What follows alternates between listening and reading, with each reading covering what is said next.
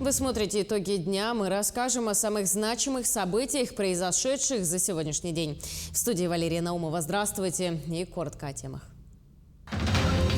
Первый опыт квартальной застройки в республике такого уровня. Юрий Трутнев проверил ход строительства квартала «Звездный». В Якутии в первом полугодии добыто более 19 миллионов тонн угля. Это почти на 40% больше по сравнению с аналогичным периодом прошлого года. В Ленске продолжается ремонт набережной. Завершить его планируют до середины сентября. На каком этапе сегодня строители, расскажет наш корреспондент. Специалисты по разным направлениям в единственном сельхозвузе республики. В Агату продолжается прием документов и уже подано около 2000 заявлений.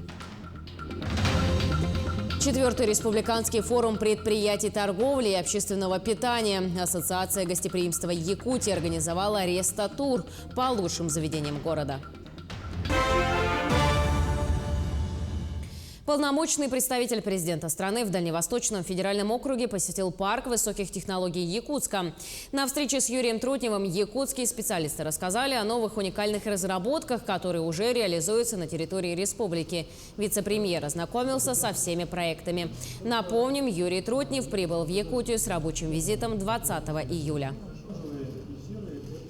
Мы реализовали первый этап программы поддержки сохранения занятости в IT-отрасли. И общая сумма финансирования у нас составляла 150 миллионов рублей. В рамках первого этапа программы поддержки IT-отрасли 16 компаний получили поддержку в размере 5 миллионов рублей и 5 компаний в размере 10 миллионов рублей. Ну и главная цель – это сохранение рабочих мест в течение 1 года.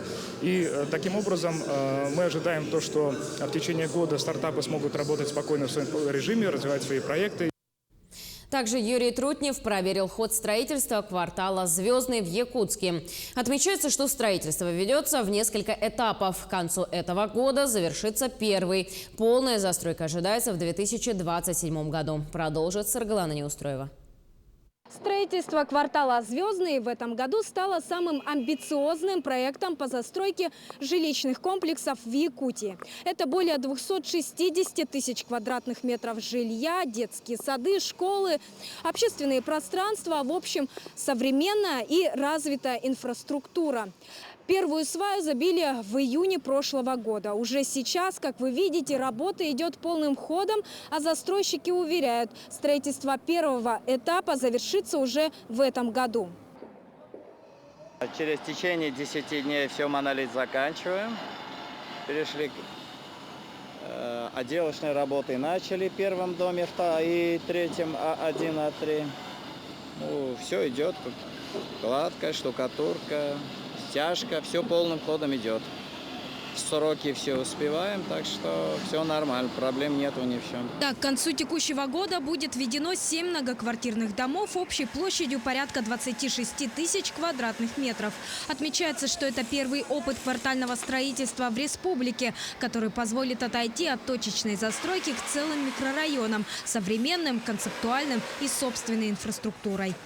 Видим то, что от площадки комплексного развития территории они имеют, помимо своих плюсов, то, что у нас значительно обновляется, развивается территория, да, и на сегодняшний день мы ставим вопрос о том, чтобы в рамках КРТ, да, решать вопросы по расселению граждан из аварийного жилищного фонда.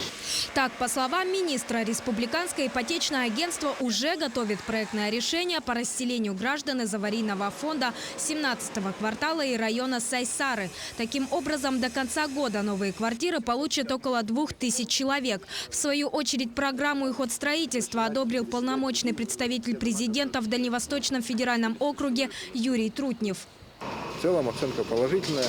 Да, его больше интересовала динамика строительства, да, себестоимость строительства. Да. Ну и то, что вопрос мы озвучили по КРТ, по расселению граждан из аварийного жилищного фонда в рамках этого механизма, он в этой части тоже поддержал, потому что эти механизмы нужны и важны.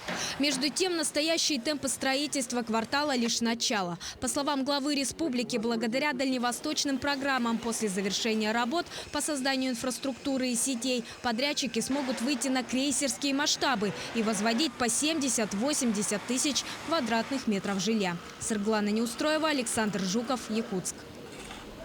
Теперь о пожароопасной и паводковой обстановке в республике. За минувшие сутки на территории Якутии ликвидировали 6 лесных пожаров. Очаги возгорания потушены в Нюрбинском, Нерюнгринском, Верхневилюйском, Алданском и Оленёкском районах. Также ликвидирован 1 пожар на землях иных категорий в Имиконском районе. Всего на территории республики действует 54 пожара. Из них обслуживаются 6. На территории центральной части Якутии сохраняется задымленность. Паводковая обстановка на сегодняшний день заметно улучшилась. На территории Верхоянского района везде наблюдается активный спад воды. Все ранее затопленные дома и территории в населенных пунктах Тамтор, Такума, поселок Батагай, Сысымейте, Баранук, Суардах, Бетинкёс, Хайсардах и город Верхоянск освободились от воды. Правительственная комиссия продолжает подсчет ущерба, нанесенного вследствие дождевого паводка. Всего с 10 июля осуществлено 30 самолета-рейсов по маршруту Якутск-Батагай и обратно, перевезено 679 человек, в том числе 367 детей. В Верхоянский район выделено и доставлено порядка 32 тонн материального резерва, продуктов питания, предметов первой необходимости и медикаментов. Между тем, в Алданском районе продолжают действовать особый противопожарный режим и режим повышенной готовности. В настоящее время на территории района действует 25 лесных пожаров. На сегодняшний день у нас зарегистрировано 75 пожаров. 75 пожаров. Это в районе в основном Белькачи, Кутана, Чигда. Из них действующих на сегодняшний день 25 пожаров. Все пожары закрыты КЧС в связи с удаленностью. Дорогие граждане, отдыхающие, рыбаки, охотники, относитесь к природе, как говорится, бережно, с уважением. Не оставляйте мусор после себя. И тем более незатушенные костры, окурки. В Якутии в первом полугодии добыто более 19 миллионов тонн угля. Это на 38% больше по сравнению с аналогичным периодом прошлого года. Показатели растут благодаря развитию производственных объектов компании «Эльга-Уголь», «Колмар» и «Якутуголь». Касательно угольной отрасли необходимо нарастить поставки угля на восточные рынки, при этом закрывая внутренний спрос и потребление. Если говорить о прогнозе на среднесрочную перспективу, рассчитывается преодолеть годовой рубеж 40 миллионов тонн. Для решения этих задач нужна кооперация промышленного и транспортного секторов, подчеркнул глава Якутии Айсен Николаев. Министр промышленности и геологии Якутии Максим Терещенко сообщил, что к концу текущего года ожидается увеличение провозной способности полигона на 14 миллионов тонн в год. Около 90% угля из региона идет на экспорт, где основным потребителем выступает Китай. Угольные компании предлагают более 1000 вакансий для местных жителей. В Якутии незаконно вырубили лес на более чем 1 миллион рублей. В Тампонском районе по материалам проверки прокуратуры возбуждено уголовное дело о незаконной вырубке лесных насаждений. На территории Тампонского участкового лесничества в отсутствии разрешительных документов была осуществлена вырубка лиственницы в объеме 216 кубометров. Сумма причиненного лесному фонду России ущерба составила более 1 миллиона рублей. Ход расследования находится на контроле прокуратуры. В Мирном обустроят стрелковый полигон недалеко от старого поста ГАИ на 13-м километре. Проект Федерации стендовой полевой стрельбы победил в конкурсе «Территория Алроса». На полигоне будут тренироваться и готовиться к соревнованиям мирнинские спортсмены. Работы на запрошенном карьере идут. Там разровняли поверхность. На стрелковый полигон выделено почти 4 миллиона рублей. Деньги пойдут и на закупку инвентаря. У нас предусмотрено основное, у нас предусмотрена постройка административного здания. Вот здесь вот у нас будет административное здание. Вот, дальше зона у нас там будет тоже кемпинговая зона, мы планируем организовать для жителей города Мирного. Ну не только для гостей. Вот, получается, у нас в проекте предусмотрено 4 площадки, стрелковых площадки. Первую площадку мы вот сейчас вот организовали, вот у нас есть сейчас 5 стоек. Уже оборудовано 6 станками. При помощи средств Алроса мы планируем организовать и уже обустроить вторую площадку. В Ленске продолжается ремонт набережной. Завершить его планируется до середины сентября. Сегодня строители закончили все подготовительные работы и перешли к основным. Сегодня набережная города Ленска выглядит не так презентабельно, как должна бы, но это временно. Ремонтные работы здесь продолжаются. Строители уже сняли с парапета старый слой краски и занимаются нанесением на него штукатурки. Оштукатурили от управления Алмаздортранс до Вечного огня. Уже зашпаклевали все полностью. Краска подошла, у нас сейчас уже будем красить. То есть работы там тоже ведутся в соответствии с графиком. Нигде ни от чего не отстаем. Все нормально. Должны в срок все успеть закончить. Напомним, ремонт набережной проводится от речного порта до городского пляжа. В общей сложности расстояние составляет 3 километра. На сегодняшний день идет ремонт парапета по улице Набережной, замена сломанных пролетов, да, чугунных. Сегодня мы ее приведем в порядок, и я надеюсь, что где-то до числа 15 сентября парапет набережной будет покрашен, приведен в порядок, потому что многие гости, которые приезжают в город Ленск, они всегда гуляют по набережной и говорят, что у нас одна из красивейших набережных на Дальнем Востоке. Поэтому охота, чтобы она была красивой. На ремонт выделено из республиканского бюджета 23 миллиона рублей. После его завершения на набережной города будет проведено озеленение, появятся новые деревья и кустарники, а также клумбы под цветы. Также подрядная организация «Арарат» ведет работы и на гидротехническом сооружении дамба. По дамбе, значит, тоже всегда работаем. У нас каждый день наблюдение. Люди проезжают, смотрят после каждого дождя, где промоенные есть, да, мы сразу устраняем на следующий же день. Много лет городская набережная выглядела печально. Облезшие стены, сломанный забор и разбитые фонари. А ведь это лицо Ленска, и вид у него должен быть соответствующим. До конца работы еще 2 месяца. Подрядчик обещает, что выглядеть любимое место для прогулок ленчан будет безупречно. Было бы хорошо, если после проведенного ремонта получилось и у жителей сохранить здесь чистоту и порядок. Светлана Балеева, Виталий Андреев, Ленск.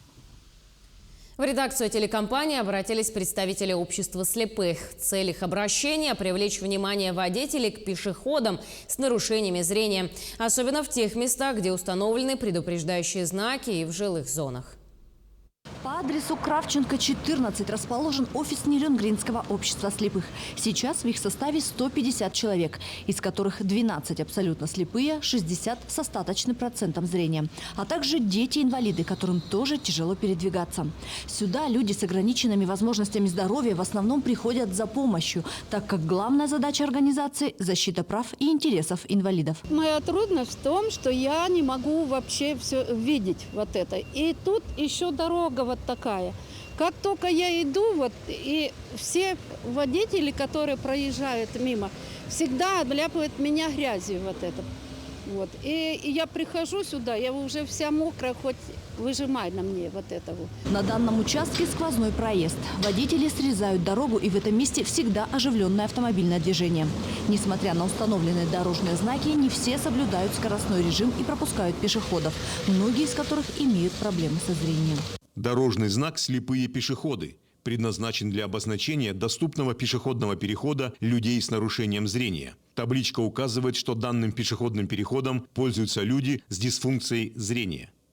Дорожный знак «Жилая зона» означает, что на данном участке дороги пешеходы при движении по всей ширине пользуются преимуществом перед транспортными средствами, и водители обязаны уступать им дорогу. Максимально допустимая скорость движения транспортных средств в жилых зонах – 20 км в час. Представители общества инвалидов обратились в администрацию с просьбой установить лежачий полицейский для того, чтобы водители снижали скорость на данном участке дороги и были внимательнее к пешеходам. Очень бы хотелось обратиться к водителям, недобросовестным водителям, которые, несмотря на знаки, несмотря на то, что люди ходят с белыми тростями, которые не уважают людей, чтобы они были повнимательнее на дороге, прежде всего в жилой зоне.